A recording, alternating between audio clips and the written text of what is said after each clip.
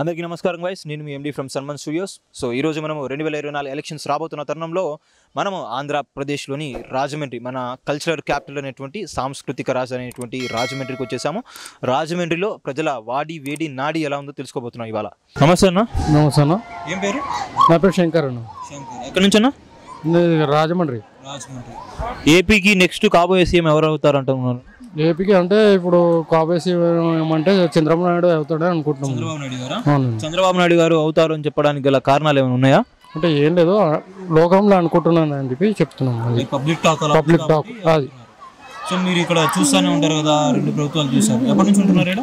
ఇప్పుడు దగ్గర మేము 10 సంవత్సరాలు అవుతుంది. 10 సంవత్సరాల నుంచి అంటే 14 నుంచి ఉంటున్నారు. 14. అవునండి. అప్పుడు చంద్రబాబు నాయుడు గారిని 5 ఏళ్ళు చూశారు, జగన్మోహన్ రెడ్డి గారిని ఇప్పుడు 5 ఏళ్ళు చూసారు. ఎవరి పరిపాలన బాగుంది మీకు? ఎవరిది నచ్చింది? అంటే పరిపాలన అంటే ఇప్పుడు అప్పట్లో చంద్రబాబు నాయుడుతో బాగుండే.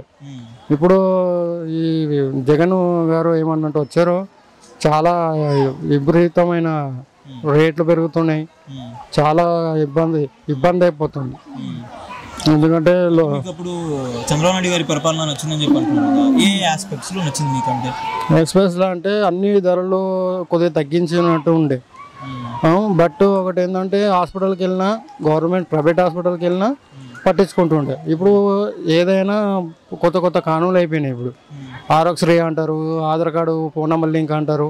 అప్పుడు అవన్నీ ఏం లేవు. మరి బయటకి ఇప్పుడు మన ఇక్కడ కోటపల్లి బస్ స్టాండ్ నుంచి ధవళేశ్వరానికి వెళ్ళడానికి 10 రూపాయలు తీసుకుంటుండే. ఇప్పుడు 20 రూపాయలు, ఎక్కి దిగితే 20 రూపాయలు తీసుకుంటున్నారు. మరి చెప్పండి, మీరే దానికి ఆలోచించి. చాలా కష్టం అవుతుంది అన్నిటికీ. అవునండి, చాలా కష్టం అవుతుంది. అయితే ఇప్పుడు 5 ఏళ్ల కాలంలో సంక్షేమ పథకాలు మేము ఇస్తున్నాము, సంక్షేమ పథకాలు అందరు కూడా ఇవ్వడం జరిగిందని చెప్పి వీళ్ళు అంటున్నారు. మీరు చూస్తున్నారు కదా, అందరు కూడా అందుతున్నాయి సంక్షేమ ఫలాలు అనేవి. ఏంటండి సంక్షేమ పథకాలు, లైక్ స్కీమ్స్ ఉన్నాయి కదా? విన్నాను కానీ అంత చూడలేదు. నేను విన్నాను. విన్నాను. మీరు ఏం జాబ్ చేస్తారన్నా? నేను ప్రస్తుతం అయితే నాకు స్టిక్ అయిపోయాను. చాలా బాగాలేదు నాకు. ఇంట్లోనే రెస్ట్లో ఉండే. అప్పట్లో అయితే నేను క్యాటరింగ్ పని చేస్తుండేను. నేను ఉండేది చర్చిలో ఉంటాను. వ్యాపారాలు ఎలా ఉన్నాయి? బాగానే ఉన్నాయి ఇక్కడ? లేదు, అసలు పడిపోయాను. డల్ అయిపోయింది, చాలా డల్ అయిపోయింది. గల కారణాలు ఏంటంటారు? కారణం ఏంటంటే ఇప్పుడు రేటు పెరిగినాయి కాబట్టి దాన్ని బట్టి జనాలు కూడా తీసుకుంటలేరు. అది అలా చేస్తున్నారు. చంద్రబాబు నాయుడు గారు కావాలని చెప్పి అనుకుంటున్నారు కదా, ఆయన వస్తే మొత్తం కూడా మారుతాయని అనుకుంటున్నాను. పబ్లిక్ టాక్ వచ్చేసింది. బట్ ఒకటి ఏంటంటే చంద్రబాబు నాయుడు రావాలని చెప్పి మేము కూడా కోరుతున్నాం. చంద్రబాబు నాయుడు గారే రావాలని కోరుతున్నాం. రాజమండ్రిలో ఉంటున్నారు కదా మీరు, ఇక్కడ అభ్యర్థులు ఎవరెవరు పోటీ చేస్తున్నారు ఈసారి? ఎక్కడండి? రాజమండ్రి సిటీలో. రాజమండ్రి సిటీలో అంటే ఇప్పుడు ప్రస్తుతం వచ్చి అంటే చంద్రబాబు నాయుడు, మరి జగన్ గారు ఎక్కువ. ఇప్పుడు షర్మిల గారు కూడా పోటీ చేస్తున్నారు. మరి ఓట్లు అయ్యేదాకా తెలియదు. అది పోటాపోటీగా అనేది ఉంది. మూడు పార్టీలు కూడా కాంగ్రెస్ కంటెంట్ చేస్తున్నారు. పోటాపోటీగా ఉంటుంది. మరి ఏది గెలుతా అనేది మనం చెప్పలేము. పబ్లిక్ టాక్ అయితే టీడీపీ వైపు ఉంది, కూటమి వైపు ఉంది అని చెప్పి అంటున్నారు. మరి ఎన్ని సీట్లు వస్తాయని చెప్పి గెస్ చేస్తున్నారు మీరు? అంటే బట్ ఇప్పుడు 175 సీట్లు వస్తాయని అనుకుంటున్నాం మేము. మొత్తం 175 కదా, ఎన్ని వస్తాయి దాంట్లో? అదే 175, మొత్తం 200 సీట్లలో 175 సీట్లు వస్తాయని నేను అనుకుంటున్నాను. 175 అంటే ఇప్పుడు ఎంపీ స్థానాలు 25 ఉన్నాయి, దాంట్లో ఎన్ని వస్తాయి అంటారు? దేంట్లో అండి? ఎంపీ స్థానాలు మొత్తం ఆంధ్రప్రదేశ్ లో 25 ఉన్నాయి, ఎన్ని వస్తాయి అంటారు? దాంట్లో ఒక 10 వస్తుంది. 10. ఎక్కడి నుంచి? గోపాలపురం. సో అభ్యర్థులు ఎవరో తెలుసా సార్? పోటీ చేసేవారు ఎవరు పోటీ చేసేవారు?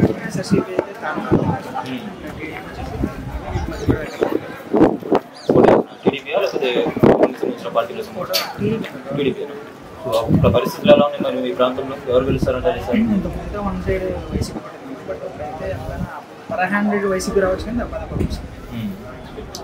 ఛాన్స్ ఉన్నా ఎడ్జ్ మాత్రం వైసీపీకి ఉంది. సో వైసీపీకి ఎడ్జ్ ఉందని చెప్పి అంటాం. ఎందుకు అలా ఉందంటాం? ముందు ఆల్రెడీ 2024 ప్లాన్ ఉంది కదా, టీడీపీ ఒకసారి తర్వాత ఇక్కడ వచ్చి ఇక్కడ పోటీ చేసి ఇక్కడ కూడా అండ్ ఆవిడ వేసిన 7 ప్లేస్ గోపాలపురం ఇక్కడ కొంచెం స్కోప్ ఎక్కువ. సో అందుకని ఊరు నుంచి ఆవిడ ఇక్కడ గోపాలపురం నెట్వర్క్ మళ్ళీ యూజ్ చేసుకొని తెలుస్తుంది. మరి మీ గోపాలపురానికి 5 ఏళ్ల కాలంలో ఏం చేశారా జగన్మోహన్ రెడ్డి గారు ప్రభుత్వం కానీ? రోడ్స్ బాగున్నాయి. మామూలు గంట ఏం చేయాలి పథకాల గంట చదువుకుంటున్నా అయిపోయింది. మరి వస్తుంది అది విద్యార్థులు రాదనుకుంటారు. డిగ్రీలో వచ్చింది రాకపోయినా కానీ దీంట్లో కూడా ఇది కూడా ఇంక్లూడ్ చేస్తే బాగుంటుందని చెప్పి అనిపిస్తుంది. రావాలని అనుకుంటున్నాం. నెక్స్ట్ టైం ఇస్తే బాగుంటుంది. అంటే ఇప్పుడు టీడీపీ వాళ్ళు ఏం చెప్తున్నారంటే అభివృద్ధి లేకపోవడం వల్ల ఎవరైతే స్టూడెంట్స్ ఉంటారో అందరూ కూడా జాబ్లెస్ అయ్యారు. ప్రతి ఒక్కరు కూడా అమీర్పేట పోవాల్సి వస్తుంది, హైదరాబాద్ పోవాల్సి వస్తుంది. అదే మనకు ఒక క్యాపిటల్ ఉంటే ఇక్కడే ఉంటాం కదా అని చెప్పి అంటున్నారు. అలా అనిపించిందా నీకేమైనా? ఖచ్చితంగా అందుకని 5 years ఏది కట్టలేదు. కాన్స్టెంట్ మాట్లాడుకుంటారు టెస్ట్ చేసేస్తా ఉంటారు కానీ 5 సంవత్సరాలు కట్టేదంటే ఏదైతే మనం ఇప్పుడు హైదరాబాద్ చూస్తున్నామో ఒక 30 to 40 years అవుతుంది మనం కట్టాలన్నా కానీ డెవలప్ చేసుకోవాలన్నా 5 years అయితే రాదు. రాత్రి అయితే జరగదని అంటారు. అయితే మరి జాబ్లు అనేవి కూడా ఎక్కువగా మీరు గవర్నమెంట్ జాబుల కోసం చూస్తున్నారా లేకపోతే మీరు ఏదైనా ఐటీ సైడ్ పోదామని చెప్పారు? రాజధాని ఇష్యూ ఏమంటారు? ఏది కావాలి? ఒకటైతే పెట్టరా? ఒకటి ఏది కావాలి? స్టార్ట్ చేశారు కదా అమరావతి పెట్టాలి. ఇక్కడైతే మీ కాన్స్టిట్యూన్సీ పరిధిలో మాత్రం వైఎస్ఆర్సీపీ గెలుస్తుంది చెప్పాను. నీకు వైఎస్ఆర్సీపీ అంటే ఇష్టం కూడా చెప్పావు. నేను చెప్పలేమన్నా బట్ అంటే ఇచ్చి చెప్పాను అంతే కానీ నాకంటూ స్టేట్ లో ఏ పార్టీ ఫామ్ అవబోతున్నట్టు మరి? లొకాలిటీలో అది చూసాను కాబట్టి నేను చెప్పాను. అంటే టాక్ ఉంటుంది కదా స్టూడెంట్స్ లో కూడా నీకు రెగ్యులర్ గా చూస్తూ ఉంటావు. నాకు తెలిసినంత వరకన్నా బయట పెద్ద మాట్లాడతాను. నేనైతే కలవ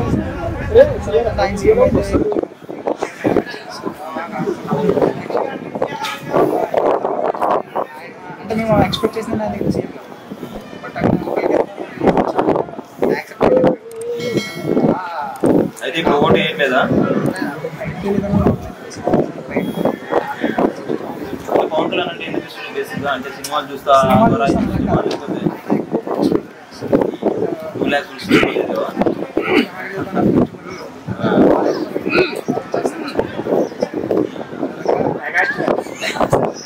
మరి ఇప్పుడు పవన్ కళ్యాణ్ గారు పిఠాపురంలో కంటెస్ట్ చేసుకోవాలి. ఈసారైనా మరి గెలుస్తారంటావా?